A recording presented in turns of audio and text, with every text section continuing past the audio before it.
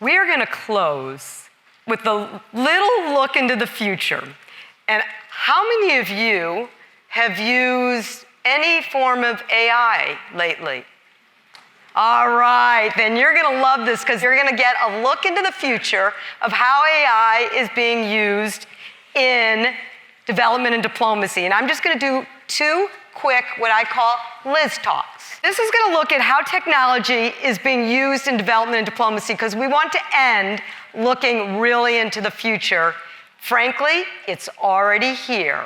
So I'm going to interview two individuals up here, and the first is from the coolest team at USAID that is using technology and innovation in global development. So Chris Burns, who is the Chief Digital Officer at USAID, come on down. Everybody welcome him. Hi, Chris. Hello, Liz. Welcome. Good to see you. All right, so the example we're going to show you is how technology is transforming people's life in Ukraine through the DIA platform. How many of you have seen it so far? All right, only one. We've got something to teach them, Chris. All right, in short, DIA is this transformational, transparent app, an app on your phone, the ambassador knows all about it, that is allowing Ukraine citizens to engage with their government. Everything from how you can get a driver's license, a birth certificate, to literally protecting yourself from the war. So they gave us a little video. We're going to show it, and then Chris and I are going to talk. For decades, Ukrainians had to deal with corruption that permeated state institutions. DIA set out to fix that. In 2 first years, DIA saved $16.3 billion of state budget and 20.5 thousand man-hours of time. In social and business spheres, we synchronized different systems and automated their work, thus making corrupt practices impossible. Introduce the Unified Information System for the social sphere, which is expected to save more than 30 billion of Ukrainian hryvnias. We digitized e-sick leave to lower doctors' workload and prevent forging this kind of documents. Construction used to be one of the most corrupt areas. We reformed it by building new construction register, which allows to keep track of all the actions and makes every move transparent. Can we do more? We are already doing. All right, that just gives you a little taste. Come on back here, Chris. All right. USAID, Chris, actually started investing in this with a little investment way before the war in 2016 to actually handle anti-corruption. And so my question is, what's happening? How is USAID transforming this digital platform to really change the life of the Ukrainian citizen? Indeed. Thanks, Liz, and good afternoon, everyone. It's wonderful, after hearing Ambassador Markarova speak, to talk a little bit about this. And you know, it's amazing when you look at what President Zelensky said when he wanted to put the state in a smartphone and had the vision for that. And when you look at Vice Prime Minister Fedorov and his laser focus on executing on that vision, it says so much for the power of political will, and it says so much for the recognition at the topmost part of the Ukrainian government of the power of digital technology in driving everything we do today.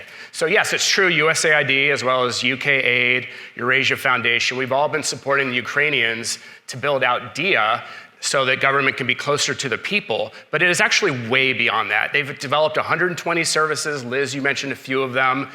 They developed more because DIA predated the Russian invasion, so they developed more applications for wartime, like registering internally displaced people, or if you have property damage, you can actually load that on the app and get compensation for that. And they're in fact so much clamoring for the services that you have every ministry within Ukraine lining up to get their products and services on the app. So certainly for the now, there's enough going on, but we have to look to the future, as Liz said. And so we're already thinking about reconstruction and the role that digital technologies play in that. We're thinking about, of course, private sector investment and how much Ukraine is going to need of that, cross-border trade, and just broader trade facilitation, the role that digital technology is going to play in that. The ambassador talked a little bit about democracy strengthening, which is something we're going to continue and recognize that digital has a role. And I think the last point on there is you look at Ukraine, and historically in the last 20 years, it has an incredibly powerful IT sector, a highly digitally literate population that is clamoring for jobs in the face of war. As we move to reconstruction, that focus on jobs is going to be of great attention as well, and digital is going to play a big piece there. So what's amazing is, again, so far ahead of what we can do. Can you imagine doing all of this stuff from our government on an app?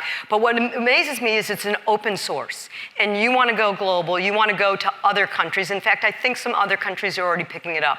Who's using it? Where are you going with it? Yes, it is almost open source. Almost open source. The Ministry of Digital Transformation has the goal of making it open source by the end of this calendar year. And right now, Ukraine is the gold standard when it comes to digital public infrastructure. Estonia used to be. Now Estonia is saying, wow, we've got to catch up on those Ukrainians. But what I mean about digital public infrastructure is what is the underpinning digital layers that is going to foster a DIA-like app to flourish. So it's digital identity, digital payments, data interoperability, and cybersecurity. And what we want to do is go to our partner countries to say, look, you have embraced digital transformation. How about we accelerate that transformation journey by taking the successes of Ukraine, not just the DIA app itself, but everything that has underpinned it, and working with partner countries to understand the state of their digital ecosystem. What land registries do they have in place? What laws are on the books or need to be put on the books so that DIA can flourish there, or a DIA-like service? So we are going to partner with a couple countries. We are going to start with Zambia, Colombia, Kosovo. We're going to work with Ukraine's Ministry of Digital Transformation to understand what that looks like. We're going to go into the countries, do a number of assessments, and then figure out where we're going to go from there. We're trying to find 3 or 4 more countries as well. So what's amazing about this that I love is this is how you leverage our USAID dollars to do innovative work. And it's not just happening on our phones and our app. You're trying to use this technology in all kinds of different ways, in health, in food. Give us one more example to leave us wanting more, and then I want you to tell me what website where we can find more of this. But give us an example of how technology and innovation is being used in other sectors. Or all sectors, may I? All sectors. I love it. Even better. We are in the business of empowering people, right, in development. That means lending them agency, giving them voice, making sure development is inclusive. And I can think of no other tool for doing that well than digital technology. No, it's no magic wand, and we're not going to talk about the risks that are very real.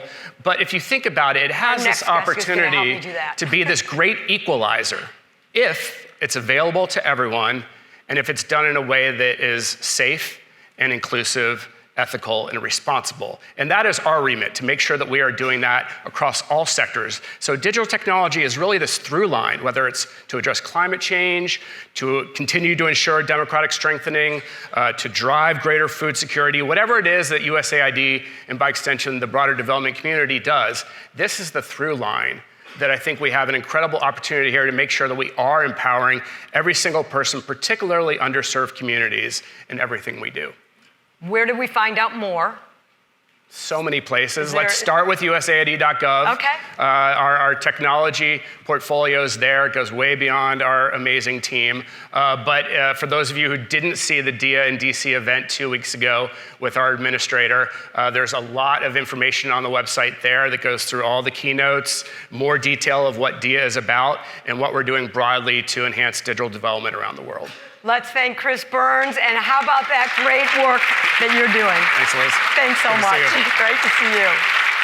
All right, that's the future. Now I want to continue one more Liz talk, and for this one, I'm not just calling a friend, that old call a friend, I'm calling an expert, and please welcome Karan Bhatia, who is the Vice President of Government Affairs and Public Policy at Google, and a dear friend, and happens to be a member of the USGLC board. Hi, my friend. Thank you. Usually he's flying all over the world, so this was not easy to find like a date that I could get him on here. All right, so I'm going to throw you on one. Yeah. So everybody's heard of Chat GPT, but you need to now know of Google Bard. So I did a little Google Bard myself. All right. Oh my goodness. Okay. And I asked this question: what will Karan Bhatia say if I ask him if AI is going to end humanity? God, I hope this is. Do you want to take a guess? It's something insightful. How about It was yeah? so cool. Okay. Do you want to guess what it said? Okay, This is really cool. So here's what it said. Let's see. It said Karan Bhatia would likely say that AI is not going to end humanity, because you would say that. He would point to the many ways in which AI is already being used to improve people's lives. Bhatia would likely say that AI is a powerful tool that has the potential to do great good or great harm. Thank you all. Isn't that right? That's what we're going to talk about. Fantastic. Is that so cool? So, how cool is that? All right. Does your homework for you. Okay, but what's cool is we're going to talk because we had breakfast. This is how I came up with the ideas. We had breakfast, and he started telling me the cool things that Google is doing in the development and diplomacy state. And so here's my first question: is you're doing amazing things, and you start talking to me about how AI can do and be a forward-looking movement in global solutions. And you said recently, AI can help us reach our climate goals, build sustainable growth, maintain global competitiveness. I know Google's AI is already providing critical flood forecasts in more than 20 countries. Give us some examples of things you're doing that are doing good in the world through AI. I mean, Liz, look, everybody's attention has been caught in the last 3 or 4 months by these, fantastic generative AI tools that have sort of emerged onto the scene. So ChatGPT, Bard, and so forth. The reality, though, is when you think about the potential of artificial intelligence, certainly the ability to access search in different ways, which is effectively what these tools are allowing, is important. But the power that AI really is going to bring, I think, is going to be in meeting challenges like the ones you're talking about: food security, pandemics, climate change. And we are already seeing those being deployed. So flood forecasting example, people don't focus on it, but millions of people lose their lives each year to unanticipated floods, river and floods. There is the ability to forecast where floods are going to happen, where in these rivers they're going to happen, but they take the processing of massive amounts of data. We have the data, and now with the ability of artificial intelligence partnering with not just 20, 80 countries around the world now, including 80 now. 80, USAID, 25 of which are in sub-Saharan Africa. We are now able to provide governments ahead of time, and utilizing the Android phone system, which is pretty much ubiquitous there, get information to people that a flood is coming as early as a week in advance. So not only can they escape, they can harvest their crops and make, try and save themselves in the process. So one example. The other one I'll just really quickly mention, Translate, Google Translate. I don't know how many of you have used Google Translate. Wonderful. I love it. It's my favorite Google app. My son last year worked on the border between Ukraine and Poland, helping refugees come across the border, spoke neither Polish nor Ukrainian, but managed to get the job done utilizing Google Translate and running backwards and forwards. But Google Translate was innovated back in 2006. It was an incredible, painstaking process of working through translation. We were adding a few languages at a time. Starting in 2016, we started building in large language models and artificial intelligence. Today, last year alone, we added 32 new languages. We are up to 133, and we are going to have 1,000 languages on Google Translate by virtue of AI. Last year alone, take a language you haven't taught, Assamese in Northeast India. 25 million people who speak Assamese who are now going to have access to the world of information that they've never had before. It's just an extraordinary story. So just 2 examples replicated 100 times over. I don't know if you guys, I could talk to Karan all day about this, but But let me ask you the flip side, because in my AI Bard when I Googled, it said harm. So you've been really out front, and I've seen you talk about this, about being responsible about AI. And you're not the only player. There's other companies out there. There's other countries out there. Absolutely. Talk about just a couple of the threats and the risks and what we need to be doing about them. Look, it's an incredible, powerful technology, but like most powerful technologies in the past, think nuclear energy, others, there are risks inherent in it. And in the case of AI, you're thinking about things like misinformation and disinformation. Some of you will have seen discussions of deep fakes, for instance, that can be enabled by artificial intelligence, cybersecurity risks. So there are a plethora of risks out there. It does require regulation, and it requires companies or players in this space to be responsible actors themselves. So when we talk about AI, we talk about 3 things: bold, We've got to be ambitious. We've got to take on these big challenges and being innovating for them. But 2, responsible. We have to be setting guardrails upon ourselves. And number 3, together. We need to be doing it in partnership with all of the relevant stakeholders. This isn't a world anymore where some small handful of countries or companies are going to be able to set the rules for the world. It's going to have to be done in a very different kind of way than international regimes have been done in the past. And so that's what we're thinking a lot about right now. So we're talking about, as you just said, profound technology impact on the world. You come back here, I'll invite you 2 years from now to come back here. How will our world of development and diplomacy maybe change, hopefully, as you said, for the better, but give us a little bit prediction of the world of the future in development and diplomacy because of AI. So a couple of things. First of all, I actually think the implementation of development assistance through our aid agencies and international organizations is going to be helped through artificial intelligence, simply through the efficiencies that are going to be generated. You can't, but that is going to be true across all industries, across all sectors. But I do think there is going to be improvements there.